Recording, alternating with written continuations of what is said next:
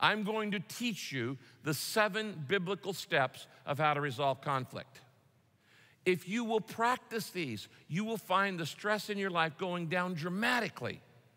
And you will find the joy, fulfillment, and satisfaction going up significantly. These are the steps you have to learn. In Romans chapter 12, verse 17 and 18, it says this: never pay back evil for evil to anyone. In other words, people push your buttons, don't push their buttons back. People attack you, you don't attack back. As much as possible, as far as it depends on you, live in peace with everyone. Now, I am so glad that God just didn't leave out the first 2 parts and just say, live in peace with everyone. God gives you 2 caveats. He says, as much as possible. Sometimes it's not possible. As far as it depends on you. You can't control somebody else's reaction. So he says, all you can control is you. As far as it depends on you, live at peace with everyone. You cannot be happy and in conflict at the same time. When conflict comes in the front door, happiness goes out the back door in your life. So let's look today. I'm going to teach you the 7 biblical steps to resolving conflict. The first step in resolving conflict, a neighbor, a friend, a relative, a spouse, a boss, number 1, take the initiative. That's the starting point. You don't wait for them to come to you, you go to them. You be the peacemaker. Now, Jesus talks about this in the Sermon on the Mount. And in Matthew chapter 5, verse 22 and 23, he teaches this principle of take the initiative. It's the first key to conflict management.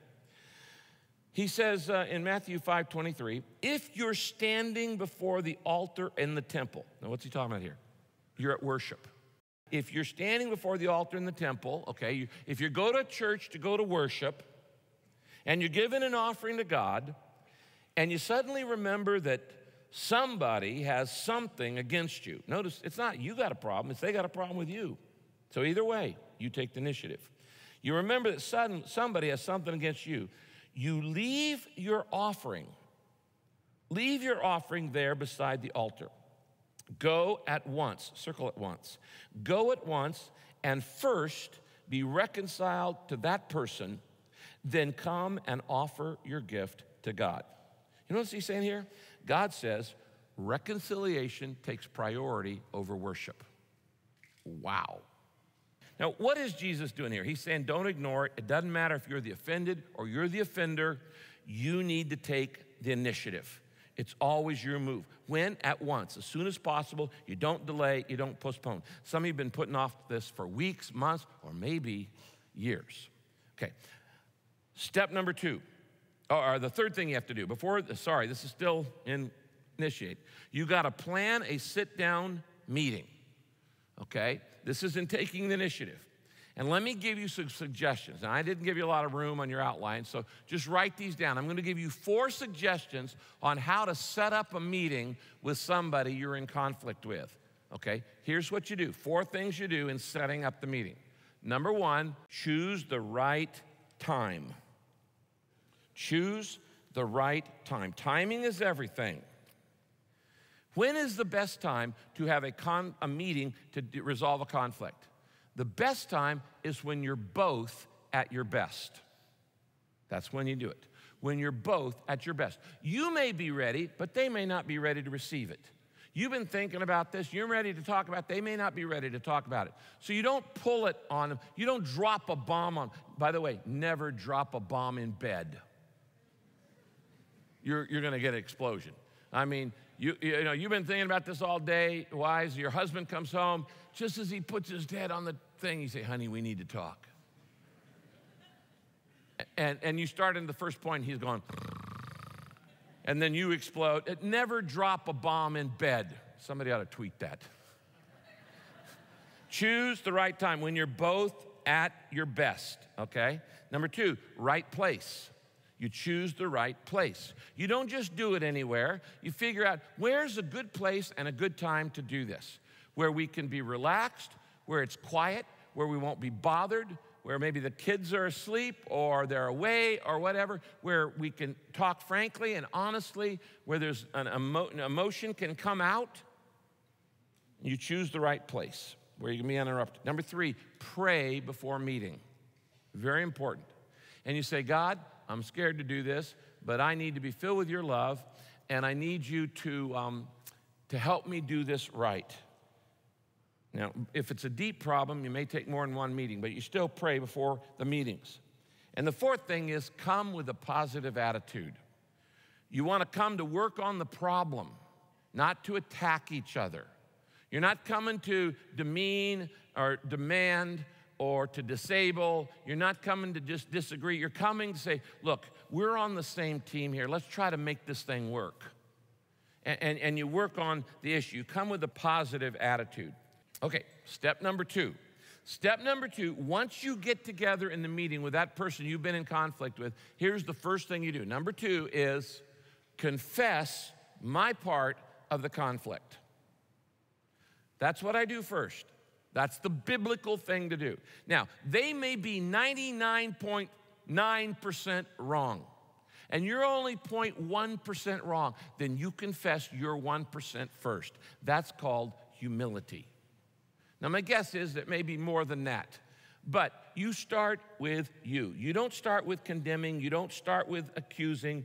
You start with, instead of accusing and attacking and blaming, you begin with humility and you deal with your part. Everybody's got blind spots. Some of us have bald spots, but everybody's got blind spots. And Jesus deals with this in the Sermon on the Mount in Matthew 7. He says, why do you notice the little piece of dust, in other words, the splinter in your friend's eye, but you don't notice the big piece of wood, the telephone pole in your own eye? First take the telephone pole, the log, out of your own eye, and then you'll see clearly to take the splinter, the speck, the dust out of your friend's eye. This is humility. It's starting with my part of the conflict. You see, more relationships and more marriages and more friendships die from inflexibility than anything. It's I'm unwilling to move. I'm unwilling to make the first step. I'm unwilling to show a little humility. Sometimes you get in a relationship and you're just stuck. And when I mean stuck, I mean you can't get on with it, but you can't get out of it, and you just feel trapped. This could happen multiple times in a marriage. Seasons in your marriage where you say, I can't get on with it, but I can't get out of it. And I feel trapped. It's like a traffic jam. It's like a log jam. And all the logs are in the river and they've stopped up and they can't move forward because no one log knows which to move first. How do you break a relational log jam? You may be in one right now. It's always the same way, humility. You take the first move, and humility breaks the logjam. Let me tell you a sentence that'll break any relational logjam. I'm sorry, I was only thinking of myself. What did you say? Oh, don't ask me to say it again. What did you say? I said, I'm sorry, I was only thinking of myself. You say that, it will break any relational logjam. I guarantee it. Before honor is humility. God resists the proud but gives grace to the humble. Pastor Tom's going to come and teach the next 2 steps. So here's the 3rd thing you do when you're resolving a conflict. You listen for the hurt. If you want to connect with people, you got to start with their needs, and that means you got to start with their hurt. Now, how do you hear the hurt? How do you listen for the hurt? Well, a great verse is James 1:19. I love this verse. In fact, it's worth reading together. Would you read it with me? Be quick to listen, slow to speak, and slow to get angry. To listen for the hurt, you have to do what this verse says. You have to listen. God gave you 2 ears and 1 mouth for a reason. You need to listen at least as much, twice as much as you are talking so that you can hear the hurt that's in somebody else's life. That is the key to beginning to diffuse the conflict. That's the key to understanding where people are coming from, understanding their circumstances, understanding their background, understanding their perspective, understanding their temperament. You got to listen. These 7 things we're talking about together. In fact, just this one verse, James 1:19, you put this into place in your life and relationship, it can save you thousands and thousands in counseling. In fact, this verse is our memory verse for the week. It's so important a verse, James 1:19. Let's try to say it again. I'm not going to put it up on the screen. I'm going to see how much we remember just all by ourselves. It's a pretty simple verse. Let's see how we do on it. James 1:19 says, be quick to listen, slow to speak, and slow to get angry. You guys get like an A+. When you have those verses in your mind, and you can bring them to mind in the midst of the conflict, I don't know what it does. All of a sudden, it gives you the ability to do something you couldn't do on your own strength. You listen for the hurt. Now, as you're listening for people's hurt, there are 2 areas you have to be especially considerate of. It's in the next verse in the outline. Romans 15:2 says, we must be considerate of the doubts and the fears of others. You might circle those 2 words, doubts and fears. I've got doubts and fears, you've got doubts and fears, and many times in a conflict, you've hit the nerve of somebody's doubt. You've hit the nerve of somebody's fear. And because of that, all of a sudden the conflict starts coming your way. So you want people to consider your doubts and fears. You have to consider their doubts and fears as you consider their hurt. You consider the hurt. Number 4, you listen for the hurt. Number 4, the 4th thing you do is you consider their perspective. Consider the way they're looking at it. Look at their viewpoint. You have this moment when you intentionally shift your focus from your needs, your point, you winning the argument, to their needs. You try to get their perspective on the issue.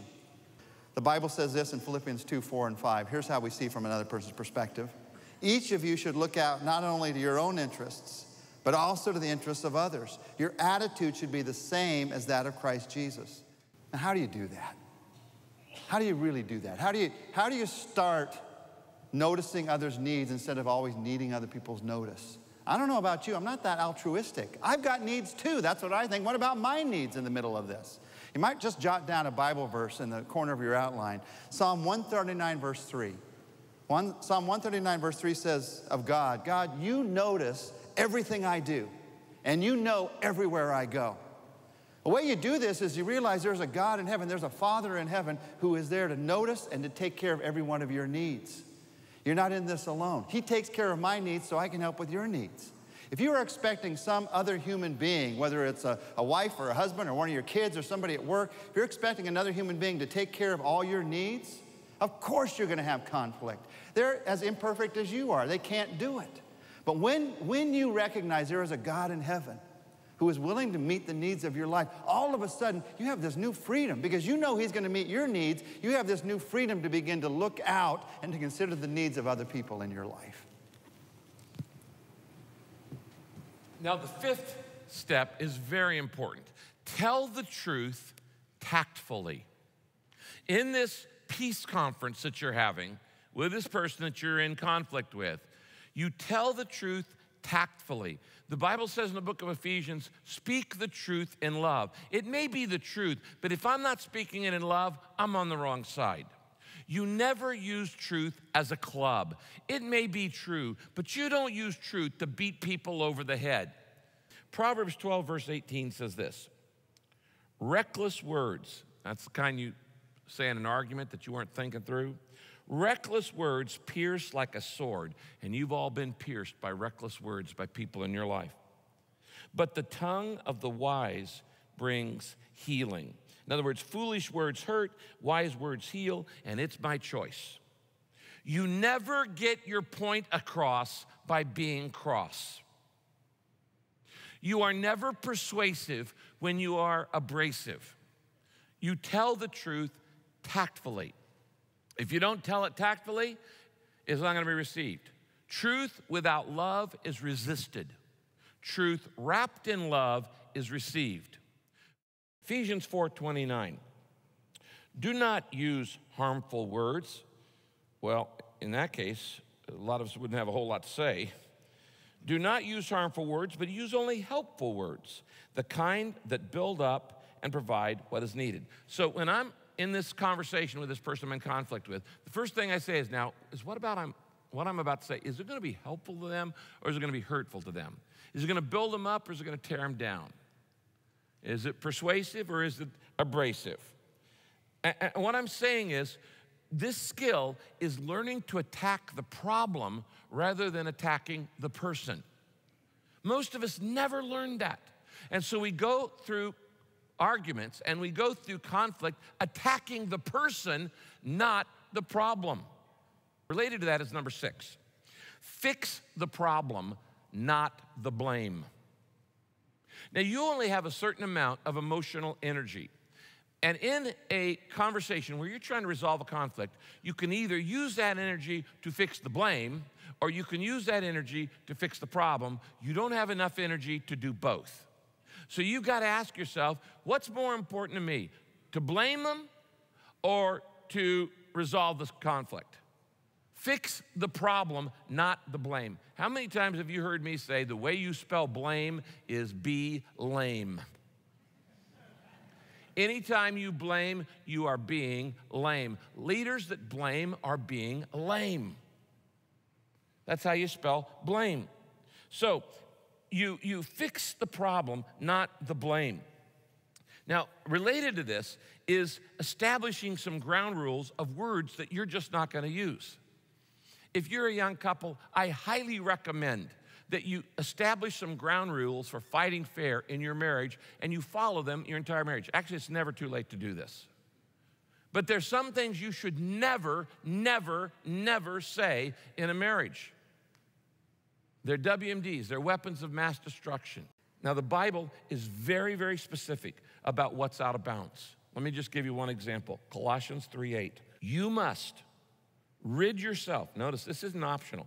You can't use these. You must rid yourself of all such things as these: anger, rage, it's actually angry rage, malice and slander, and filthy language from your lips. Those aren't allowed. Sorry, they're not allowed. They're weapons of mass destruction. Now, angry rage, what does that mean? It means no matter how mad you get, you do not try to intimidate with anger.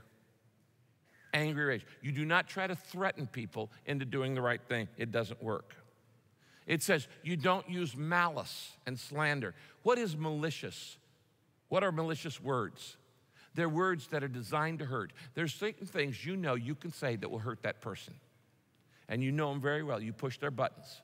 There's certain things you can hurt, you can damage, you can wound, you can destroy. He says, that's off limits. That's a weapon of mass destruction. You're not allowed to do that no matter how angry you get. Malice, no malicious words, no slander. What's slander? No insults, no slurs, no calling people dirty names, nasty names, no labeling, no belittling. Belittling is about as low as you can go as a human being. Little people belittle people. When you belittle someone, you are showing how tiny your heart is. Only little people belittle people. Great people make people feel great. So when you belittle your partner, your spouse, your kids, you're showing how little you are, not how little they are. You're showing how little you are. Number 7. Oh, no, let me give you one more verse. Romans 14:13. Let us stop passing judgment on one another and instead make up your mind not to put any stumbling block or obstacle in your brother's way. The reason why we fix the problem, not the blame, is because blaming is a form of judging, and only God has the right to judge. You're not the judge. You don't know motivation. You can't figure out anybody else's motivation. Shoot, you don't know your own motivation most of the time. So how in the world could you think you could know anybody else's? You don't know why anybody does why they do. You don't know that. Only God does. God is a judge, so don't blame. Now, number 7, focus on reconciliation, not resolution. Focus on reconciliation, not resolution. There's a big difference here. Can you have a loving relationship without agreeing on everything? Of course you can. You can have reconciliation without resolution of every issue, because some things you're just going to always disagree on. If you learn to disagree without being disagreeable, that's called wisdom. If you learn to have unity without uniformity, that's called wisdom. If you learn to walk hand in hand without having to see eye to eye, that's called wisdom. So you don't have to agree on every issue to come to a reconciliation. By the way, if you focus on the relationship, not the issues, you're going to find that some of the issues you're arguing over just aren't that important. As Tom said, that pastor said yesterday, some things just aren't worth arguing about. I distinctly remembering to forget them. And you need to do that. There's some things that are never going to change in your wife, in your husband, in your parent, in your child, that just aren't ever going to change. You need to let it go. You just need to let it go.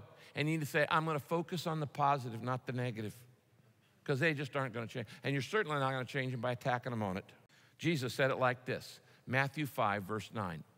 Blessed are the peacemakers, not peace lovers. A lot of people love peace. A lot of peace lovers in the world, very few peacemakers. You be not a peace lover, you be a peacemaker. That means you take these steps and you use them and you teach them to others and you become an agent of reconciliation. Now I want to close by giving you a statement. I want you to write this down, okay? It's always more rewarding to resolve the conflict than dissolve the relationship. It's always more rewarding to resolve the conflict than dissolve the relationship. Now, it's not easier, but it's more rewarding. There are people in your life, you want to just wash your hands up and walk away and say, forget it. It's not worth it. I'm going to dissolve the relationship. I'm just walking away from it. It's just not worth it. Yeah, you can do that, but you don't get any rewards in heaven for that. You don't get any joy on earth for that. You don't get any character growth and development for that. It's not rewarding for that.